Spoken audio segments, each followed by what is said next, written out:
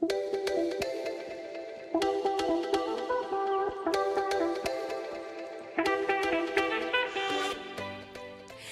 afternoon. It is 12:30 on this Wednesday. I'm Julie Broughton. Thank you so much for stopping by Take 6. This is when we get to spend a little bit of time chatting outside of our traditional news time. And we have a lot to talk about today. Of course, a lot of us probably a little tired, maybe dragging a little bit after a long night of elections. And we now know that former President Donald Trump is now President-elect Donald Trump, winning that election, securing that with 277 electoral votes. Also, a lot of local issues on the ballot as well, including in Oviedo. Voters were asked to approve a tax hike that would help refund a revamping of the police headquarters. They voted that down. We'll check in with News 6 reporter Catherine Silver in just a few minutes. She's in Oviedo, and she'll tell us where they go from there. And of course, we are talking about some soggy weather today, all thanks to some tropical moisture because of Hurricane Rafael sitting well off to our south and west. We'll talk more about your forecast in a moment.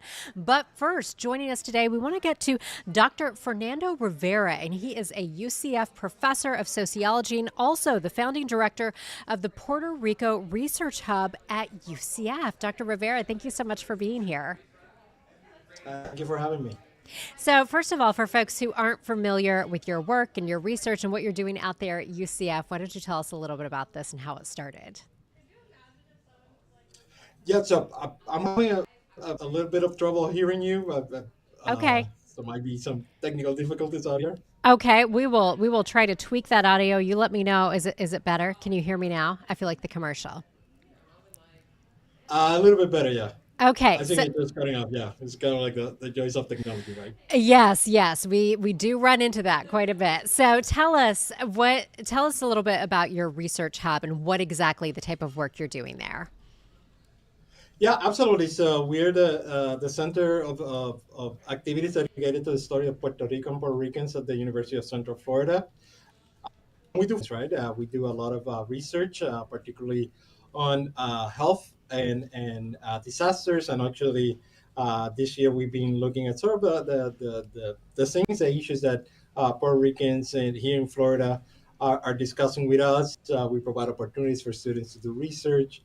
We also partner with other institutions and other research centers, nonprofit groups, and also we have an outreach, and we want to make sure that we talk about what we find and we share with our community.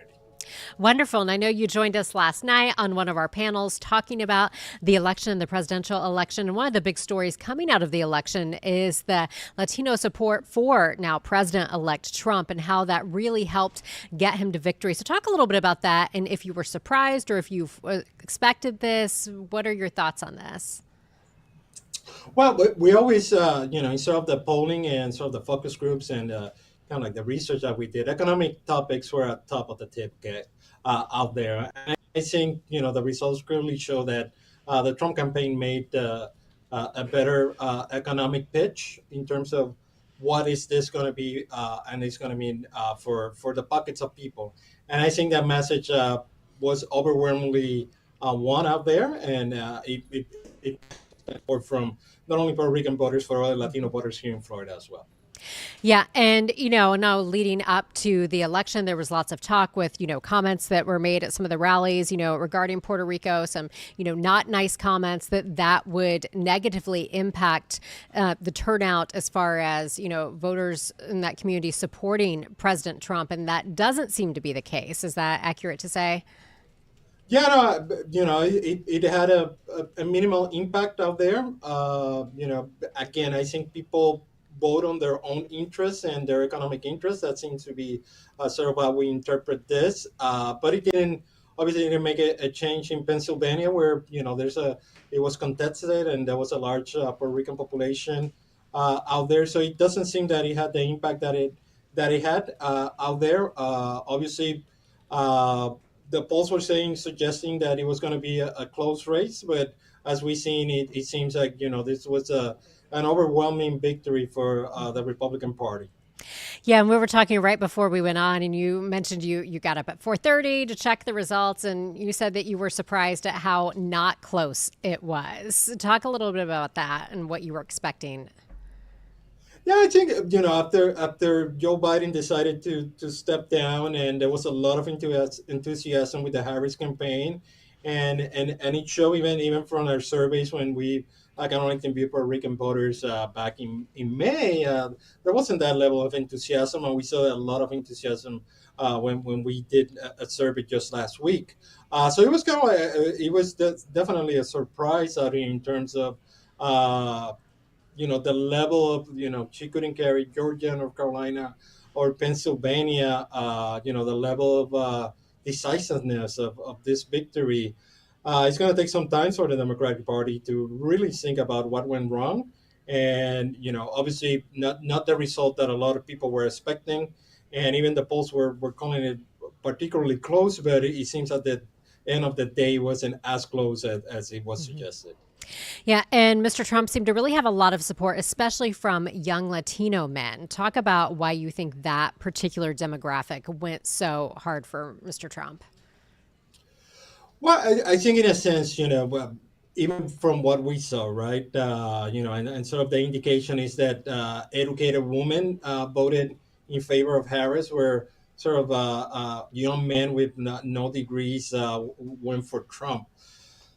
I mean, it was sort of it's kind of like this demographic, and particularly this shift out here in terms of what have you done for me, right? And I think a lot of the outreach that usually happens, they wait too late into the election, or perhaps the assumption that young Latinos, young African Americans are going to overwhelmingly support the Democratic Party is going to come into play out here in terms of that. But a lot of according to that specific segment of the population, right, in terms of going to podcasts, going to those unusual media levels out there that talk to that specific population out there, and a population that perhaps thinks that nobody's listening to them. And I think the Trump campaign provided that outlet, and it's showing kind of like the results that we saw yesterday. Yeah.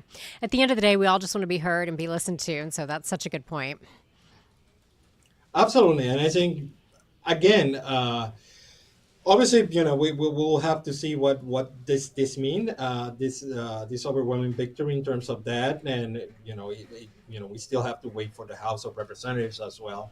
But it seems that at the end of the day, there was a perception that the economy was not doing that well, even though a lot of the economic indicators out there show that it might not be the case. But that's something that the Democratic Party and Vice President Harris failed to really convey, that things were not as gloomy as they were painted. So, for the people that have to go grocery shopping and see the inflation and all the sort of thing, that message did not resonate, and sort of the economic plan that Trump was offering seemed to take the day.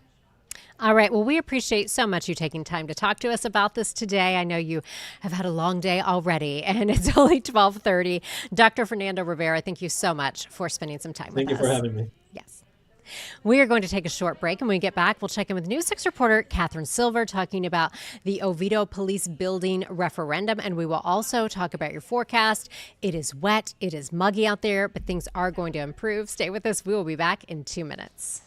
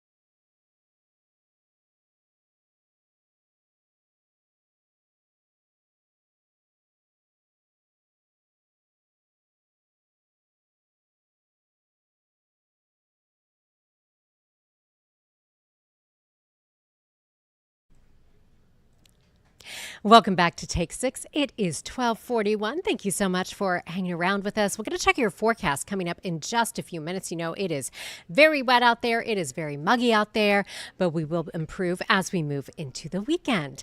And we mentioned earlier that we want to check in with News 6 reporter Catherine Silver. She is joining us live from Oviedo. And Catherine, you are out there covering the police building referendum, where voters were asked to approve a tax hike to revamp the police headquarters.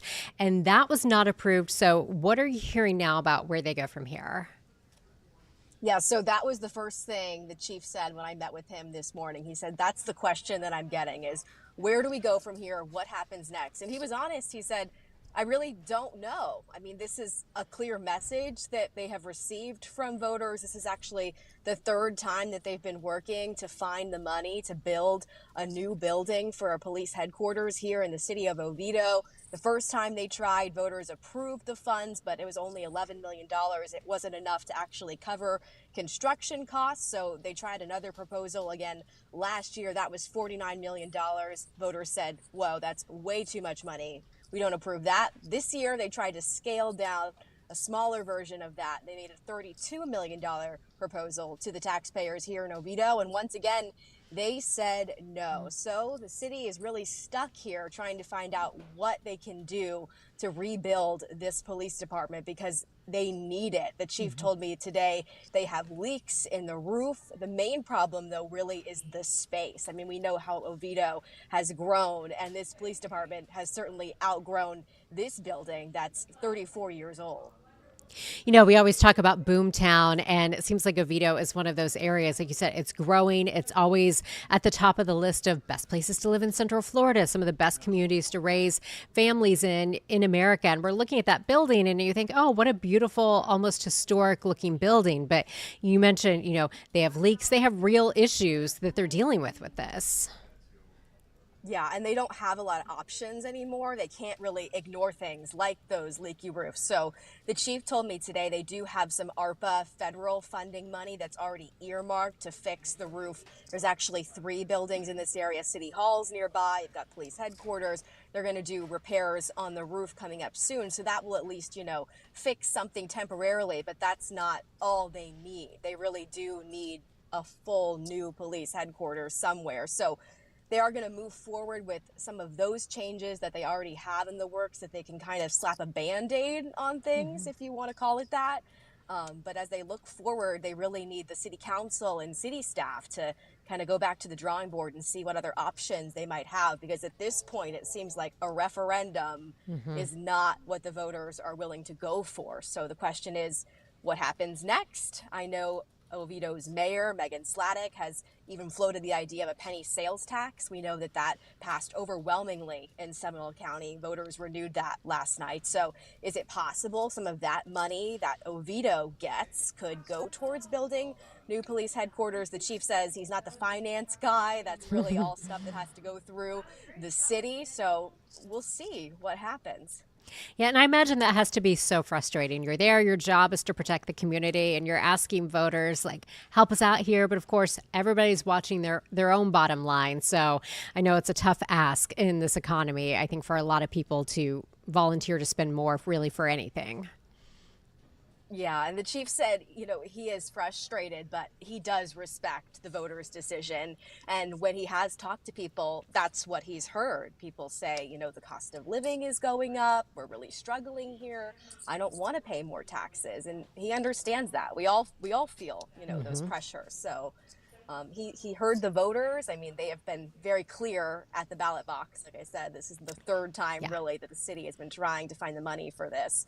And so we'll just have to hang tight and see if they can come up with some other way to find a lot of money. I mean, we know it's a lot of money that's needed to build a whole new police headquarters, but it's one of those things that you just don't know how you can avoid not biting the bullet and doing it at some point. I mean, this is a essential service for the city of Oviedo, and it's one the community uses too. I mean, how many police departments do we know that have community rooms that are in the building? So much happens at the police department beyond just what officers are doing on a daily basis. I mean, they need training room. There's so many things. The list goes on and on, Julie.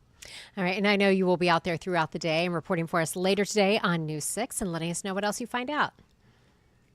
Looking forward to it. Thanks, Julie. All right, Catherine. Thank you. And Catherine was mentioning the leaks in the buildings out there. Certainly today we are seeing a lot of heavy rain across much of Central Florida. So that is our big weather story as we move through our Wednesday. We'll start you out with a look at the radar so you can see exactly what we are talking about. Notice those areas of heavy rain from the Apopka area up into northern Lake County, stretching over toward the villages. All of this has been riding in from the south and from the east. All that tropical moisture surging because of Rafael, which is not going to bring us any direct impacts. But again, it is out there right now beginning to move in toward Cuba. As we go in a little bit closer, you can see some heavier rain right along, the University Park area, moving up toward Conway, Lockhart, Apopka, Zellwood, all seeing some of that. Now, here's the very latest on Rafael, a hurricane, a Category 2 hurricane now tracking up toward Cuba. We think it has the potential to intensify into a Category 3 storm as it moves across Cuba later today.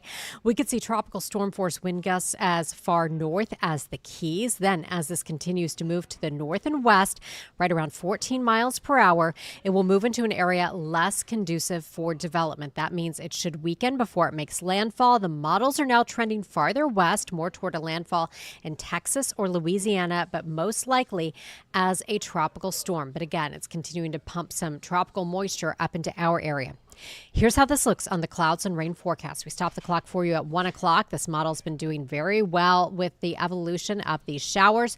We've even seen a little bit of lightning out there today, which we haven't seen lately. By 2 o'clock, we'll continue to see that rain transitioning to the west in areas like southern Lake County, southern Sumter County, up toward Ocala, the villages.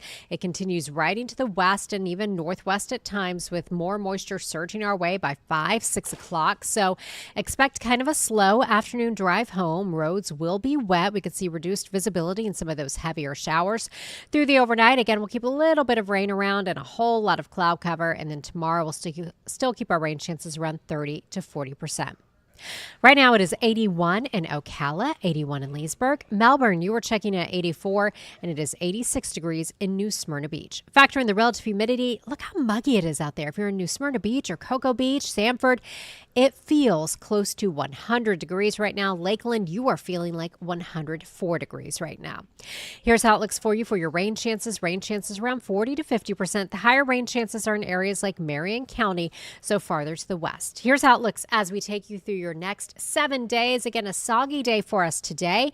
Then tomorrow we begin to trim the rain chances back. I think we'll be looking good for the weekend. We'll dry things out, but temperatures stay warmer than normal. The normal high this time of year is around 80. We go above that every day, and normal low, we're about 10 degrees warmer than that. So a really warm period for us for the next 7 days. We'll talk more about the tropics and more about your extended forecast for you coming up on News 6 starting at 4. If you have any comments or questions for us at Take 6, head to clickorlando.com/Take 6. Let us know what's on your mind. We're so happy you stopped by today, and I will see you at 4.